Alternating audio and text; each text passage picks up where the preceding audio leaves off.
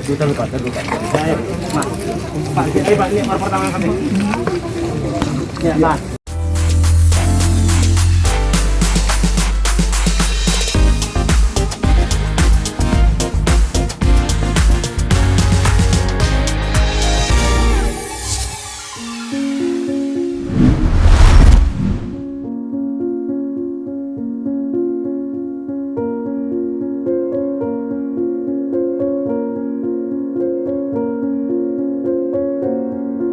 Kabar duka menyelimuti keluarga besar Ria Ricis dan Oki Stiana Dewi lantaran sang ayah Sulianto baru saja meninggal dunia pada Jumat 4 Juni 2021 kemarin.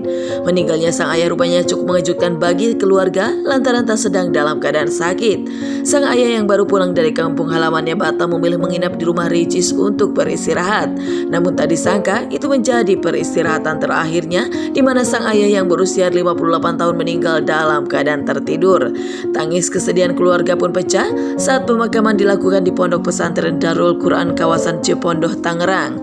Oki tampak tak kuasa menahan air matanya kala jasad sang ayah telah disemayamkan di liang lahat dan perlahan mulai ditutup dengan tanah.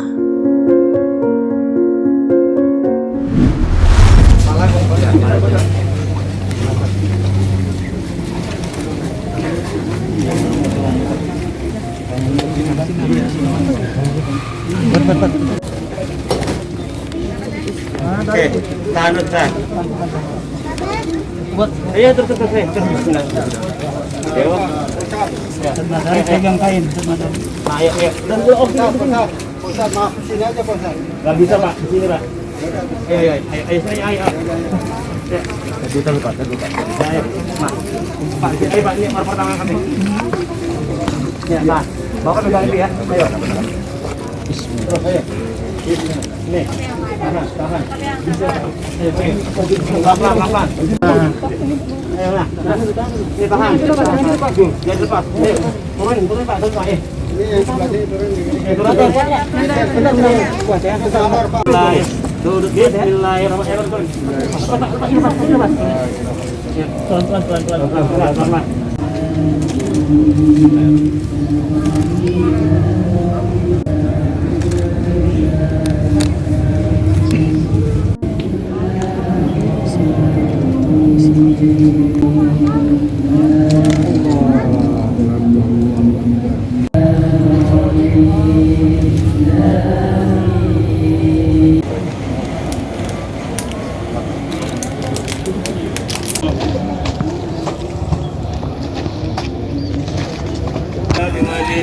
Ya Rabbana lakal hamdu kama yanbaghi li jalali wajhikal karimi wa 'azimi sultanik. Allah ta'ala ma qara'na min al-Qur'anil 'azim wa ma halalna wa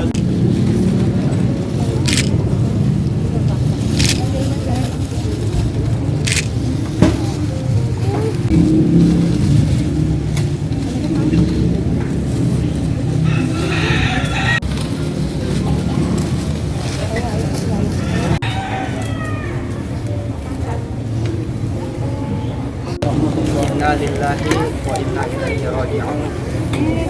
Kita sama-sama tahu dan sudah selesaikan kuburan dari ayah adat kita dari Oki,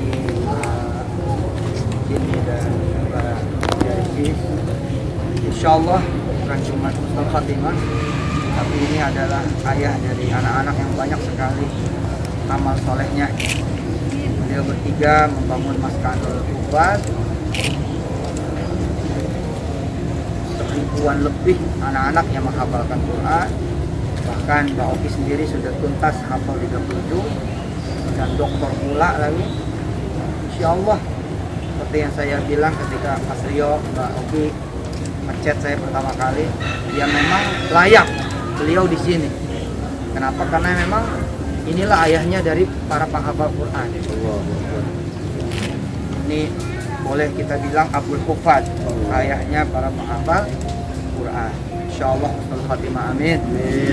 Allahumma shalli wa sallim wa barik ala sayyidina Muhammad nuril anwar sirril asrar jriyakil abyad rahbabil yasan wa ala alihi wa sahbihi ashabil akhyar wa ummati bil anwar adada ni'amillahi wa salih wa la tanjina binan jami'il ahwali wal afat wa taqdir لنا بها جميع الحاجات وطهرنا بها من جميع الذنوب والسيئات وترفعنا بها عندك أعلى الدرجات تبلغنا بها أقصى الغايات من جميع الخيرات في الحياة بعد الممات إنك سميع قريب مجيب دعوة قاضي الحاجة عدد قلبي ورضا نفسي وزنة عرش بداية كلمة يا الله mudah-mudahan beliau terima penuh ridhomu ya Allah dengan penuh rahmatmu ya Allah menjadikan seluruh yang salihah turunannya anak mantunya semua turun dari zaman saleh salatunya semua yang belum meninggal kami semua kita semua meninggal dan musuh Fatimah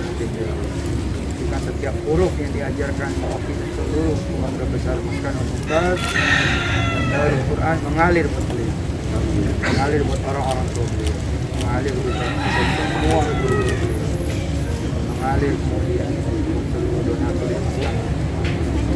Dan dia sudah menerima fadilah dari Quran di alam kuburnya, amin. Maka ya Allah wasi' qabrahu wa la taj'al qabrahu ij'al qabrahu rawdatan min riyadil jannah warhamhu wa'afihi wa'fu وأكرم نزله وابدله دارا خيرا من داره وأهلا خيرا وصل اللهم على نبينا محمد وآله والحمد لله رب العالمين وله الفاتحة بسم الله الرحمن الرحيم ورحمة جميعا وفي علي ومهير لأرواح المسلمين والمسلمات في الزمان الفاتحة الحمد لله رب العالمين الرحمن الرحيم إياك نعبد وإياك نستعين صراط المستقيم صراط الذين أنعمت عليهم Amin. Terima kasih. Assalamualaikum warahmatullahi Waalaikumsalam warahmatullahi wabarakatuh. wabarakatuh. Udah ini mah senang udah. Senang lah. Setiap hari gua ada ziarah kasih hari.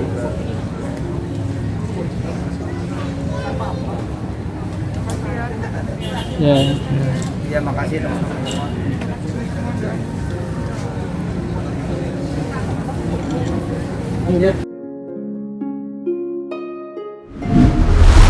Innalillahi wa inna ilaihi raji'un.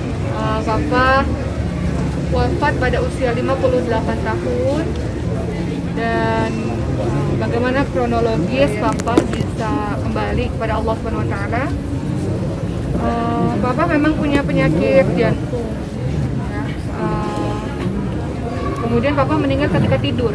Jadi kita tidak ada firasat atau tidak ada tanda-tanda atau tidak ada apa ya gejala-gejala apapun.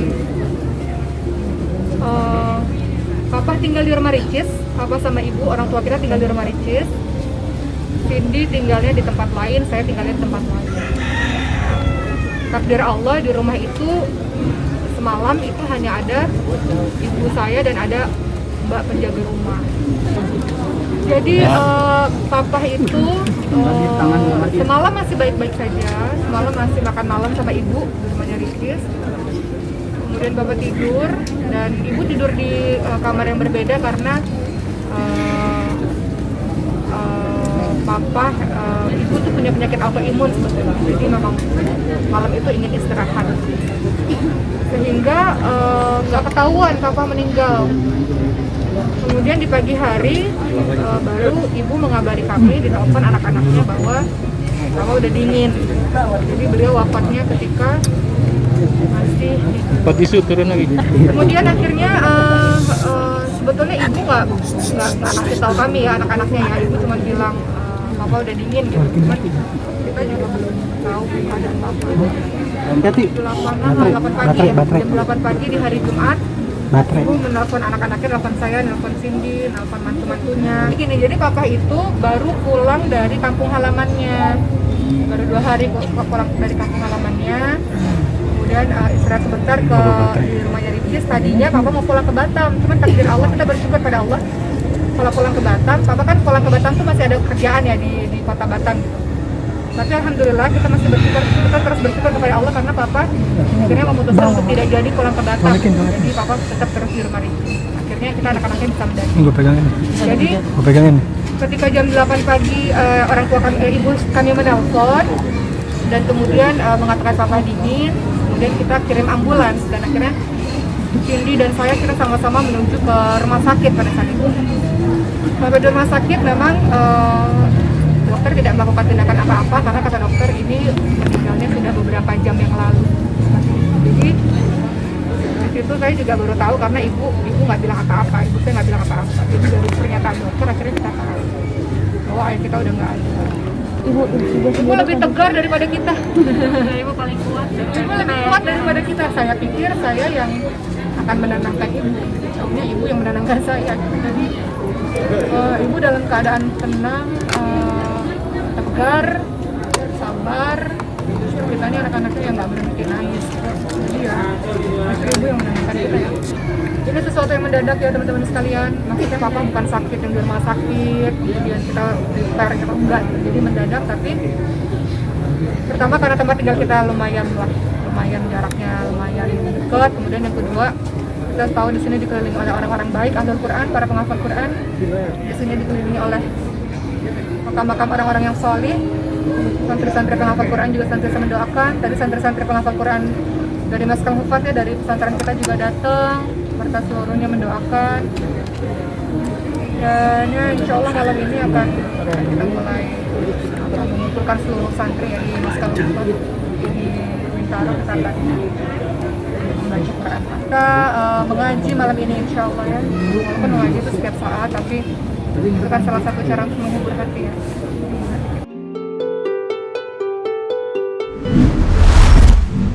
Sayangnya, saat pemakaman sang ayah dilakukan, Ricis justru tak hadir mengantarkan kepulangan ayahnya.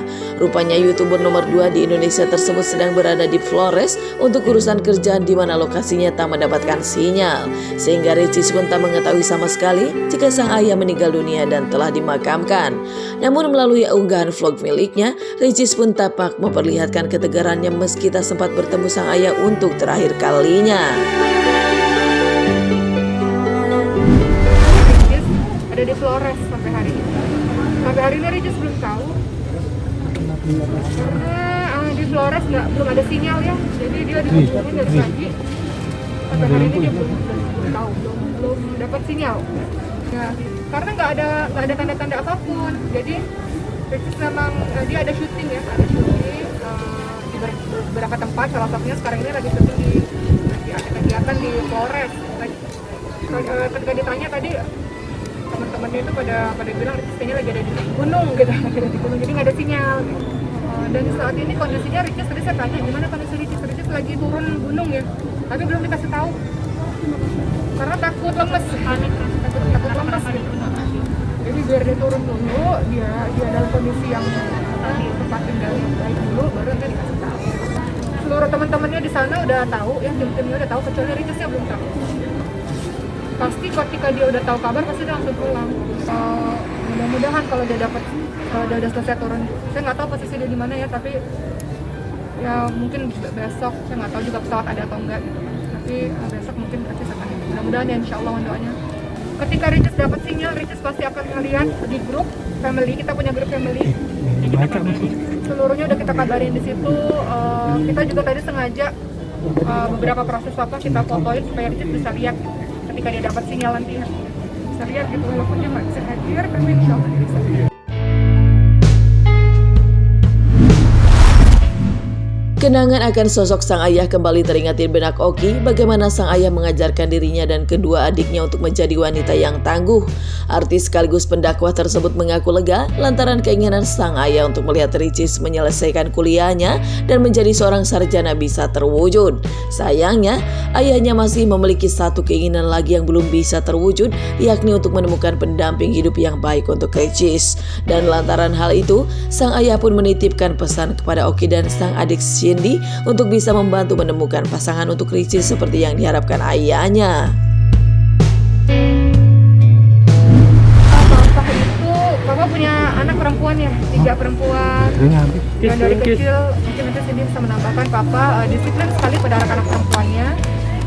sangat menjaga anak-anak perempuannya. Papa senantiasa mengajarkan perempuan-perempuan harus tangguh, harus kuat.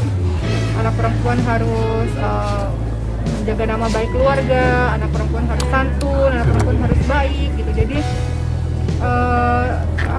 pelajaran-pelajaran kehidupan itu banyak didapatkan dari Papa. Dan saya bersyukur kepada Allah Subhanahu Wa Taala karena salah satu cita-cita Papa sebelum Papa itu kan cita-citanya ketika kita tanya Papa mau apa sih yang belum tercapai, Papa pengen Ricis selesai kuliah gitu kan. Alhamdulillah, terima kasih kepada Ricis dan juga teman-teman yang telah mensupportnya. Impian Papa itu tercapai beberapa bulan sebelum Papa ada ya. Jadi alhamdulillah Papa melihat Ricis sudah selesai kuliah. Walaupun ada cita-cita Papa selalu bilang Bapak tuh kasihan sama Ricis sekarang nggak ada yang nemenin gitu. Karena kan saya udah berkeluarga, kita punya keluarga masing-masing. Sementara Ricisnya sendiri, jadi Bapak selalu pesan sama kita kalau cariin orang yang bisa jagain Ricis. Tapi ya qadarullah, insya Allah lah mudah-mudahan.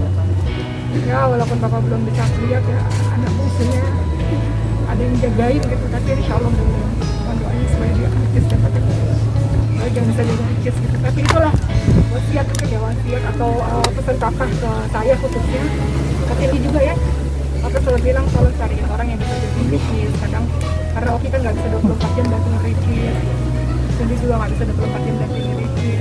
Kenapa tolong cariin orang yang bisa jadi Ricis. Bapak pernah bilang begini, Bapak tuh ngerasa bersalah gitu karena kan Bapak masih bekerja di Batam ya, di kota Batam, jadi masih bolak-balik sementara seluruh anak-anaknya dari sini.